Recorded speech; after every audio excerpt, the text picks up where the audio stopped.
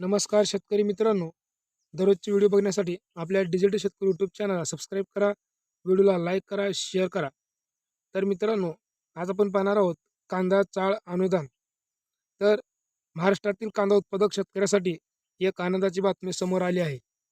राज्य सरकारने एकात्मिक फलोत्पादन विकास अभियानांतर्गत कांदा चाळ उभारणीसाठी 60 कोटी रुपयाचा निधी वितरित करण्यास हिरवा कंदील दिला आहे. केंद्र सरकारकडून प्राप्त झालेल्या दुसऱ्या टप्प्यातील हप्त्यामुळे आता रखडलेल्या अनुदानाचा मार्ग मोकळा झाला असून अर्जांनाही गती मिळणार आहे. तर शेतकरी मित्रांनो, महाराष्ट्रातील कांदा उत्पादक शेतकऱ्यांना व एकात्मिक फलोत्पादन विकास अभियानांतर्गत कांदा चाळ उभारणीसाठी सरकारने 60 कोटी रुपयाचे अनुदान वितरण्यास परवानगी दिली आहे.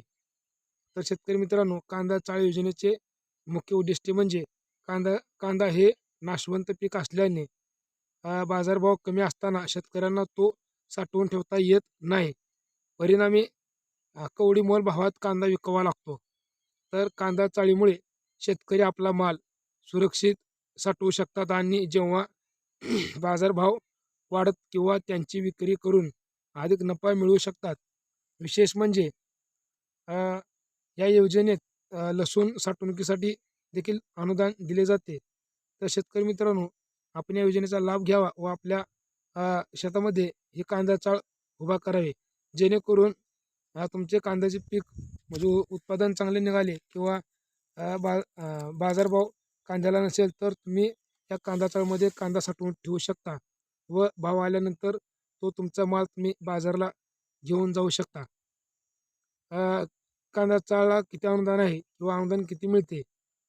तर या योजनेअंतर्गत 5 टनापासून ते 1000 टनापर्यंतच्या क्षमतेसाठी अनुदान उपलब्ध आहे. तर लहान कांदा चाळ 5 टन ते 5 ते 25 टनापर्यंत चाळीसाठी प्रति टन 8,000 रुपये खर्च अपेक्षित धरला जातो. यावर 50% अनुदान म्हणजेच प्रति टन 4,000 रुपये दिले जातात.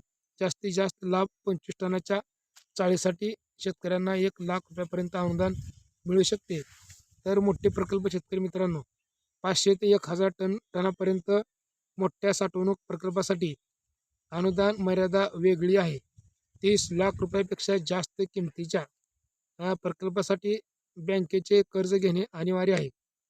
तर योजनेसाठी आवश्यक पात्रता आणि अटी अनुदान मिळवण्यासाठी सरकारने काही महत्त्वाचे निष्कर्ष लावले आहेत. एक म्हणजे पहिला, जमीन मालकी.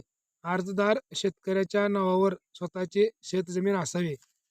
7/12 नोंद. ज्या गटामध्ये चाळ बांधायची आहे त्या गटाचा 7/12 अर्जदाराच्या नावावर असणे आवश्यक आहे. ही पीक पाहणी. सर्वात महत्त्वाचे म्हणजे तुमच्या 7/12 उतार्यावर ई पीक पाहणीद्वारे कांदा किंवा लसूण पिकाची नोंद असणे अनिवार्य आहे. या नोंदीशिवाय तुमचा अर्ज अपात्र ठरू शकतो.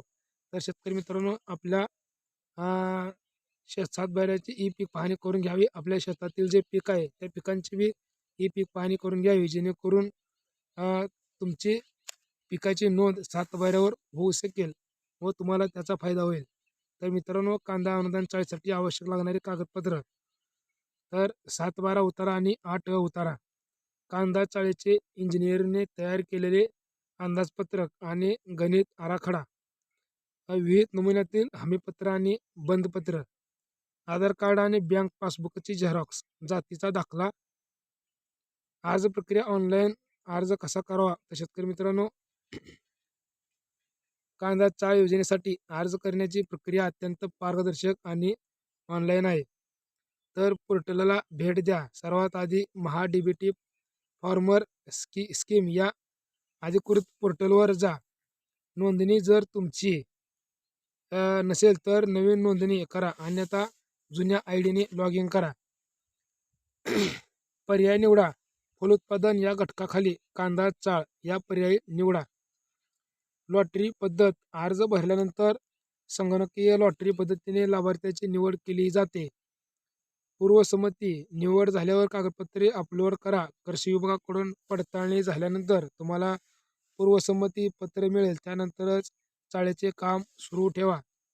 कांदा चाळ ही केवळ एक वस्तू नसून शेतकऱ्याचे आर्थिक नुकसान टाळणारे एक महत्त्वाचे साधन आहे. 60 कोटीच्या निधी वितरणामुळे आता अनेक शेतकऱ्यांना या योजनेचा प्रत्यक्ष लाभ मिळणार आहे. जर तुम्ही कांदा उत्पादक असाल तर या सुवर्ण संधीचा फायदा नक्की घ्या व आपल्या शेतात कांदा चाळ ही बांधून घ्या. जेणेकरून मार्केटमध्ये बाजारभाव पडले असतील तर तुम्हाला हा कांदा चाळीचा उपयोग होऊ शकतो. यामध्ये तुम्ही कांदा किंवा लसूण केला असता शेतीमध्ये तर लसूण तुम्ही तुमच्या या कांदा चाळीमध्ये साठवून ठेवू शकता. ज्यावेळेस मार्केट मध्ये कांद्याला किंवा लसूणला भाव वाढेल त्यावेळेस तुम्ही हे माल मार्केटमध्ये घेऊन जाऊ शकता व भाव चांगला आपल्या मालाला मिळू शकता.